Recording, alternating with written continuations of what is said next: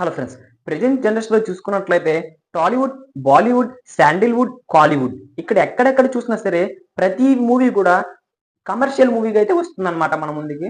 ఏం చెప్పాలి అంటే ఇప్పుడు మూవీస్ చూసుకున్నట్లయితే క్లాసిక్ మూవీస్ అప్పటికే వచ్చినప్పటికీ డిజాస్టర్ టాక్‌తో దూసుకుపోతున్నాయి. కానీ ఈ కమర్షియల్ మూవీస్ వచ్చాయి అంటే ఖచ్చితంగా ఓపెనింగ్సే ఓ మాదిరిగా లాగేస్తున్నాయి కదా! ఇలాంటి మూవీస్ అయితే ఖచ్చితంగా సరే హిట్ టాక్ పడుతున్నాయి కదా! అనే విధంగా అయితే ఉంటున్నాయన్నమాట.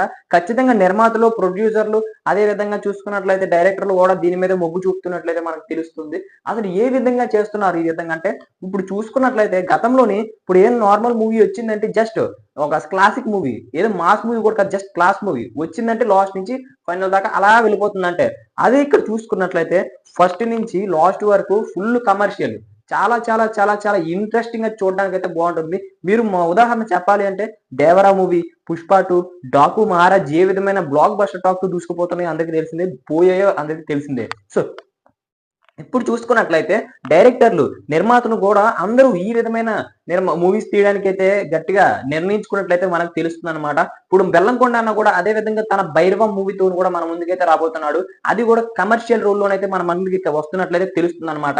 అదైతే టైటిల్ చూడగానే మనకి ఈజీగా అర్థమైపోవచ్చు.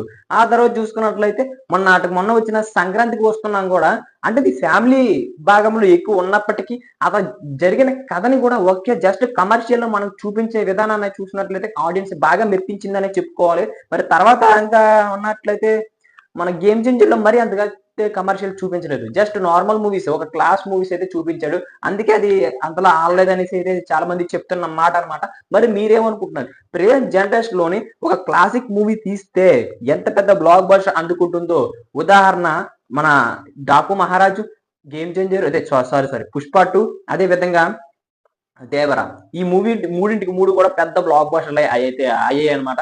సో, ఇలాంటి మూవీసే ఇక గతంలోనే అంటే ప్రెజెంట్ ఈ ట్రెండ్ నడుస్తుంది గనక భవిష్యత్తులో కూడా ఇలాంటి మూవీస్ ఎక్కువగా వచ్చే అవకాశాలైతే కనిపిస్తున్నట్లయితే మనకు తెలుస్తుంది. సో, అంటే ముందుకు చూసుకున్నట్లయితే హాలీవుడ్ రేంజ్‌లోని అంటే ఇప్పుడు మనకి మొదట్లో చూసుకున్నట్లయితే పాన్ ఇండియా వరల్డ్‌లోని మన ఉన్నాడు కదా! మన 'రాజమౌళి' ఆ విధంగా తీసుకెళ్ళాడన్నమాట. ఇప్పుడు పాన్ వరల్డ్ అంటే మన మూవీస్‌ని పాన్ వరల్డ్‌కి తీసుకువెళ్ళడానికైతే ప్రయత్నం చేస్తున్నాడు. మరి భవిష్యత్తులోని మన మూవీస్ బాలీవుడ్‌కో అదే హాలీవుడ్‌కో పోటీ వస్తుంది అనడంలోనైతే ఎటువంటి సందేహం లేదనైతే ప్రతి ఒక్కరు చెప్తున్న మాట అన్నమాట. మరి మీరేమనుకుంటున్నారు? ఇప్పుడు అన్ని కమర్షియల్ మూవీస్ వస్తున్న కారణంగా మన టాలీవుడ్ మీద ఏ విధమైన డిమాండ్ పెరుగుతుందో ఒక్కసారి ఆలోచించండి. మరి ఇలాంటి మరిన్ని అప్డేట్స్ మీకు కావాలి అనుకుంటే మన ఛానెల్ సబ్స్క్రైబ్ చేసుకోండి. అదే విధంగా బెల్ ఐకాన్ అయితే క్లిక్ చేసుకోండి. అప్పుడే మనం పెట్టే ప్రతి వీడియో మీ వరకు చేరుకుంటుందన్నమాట. Thank you.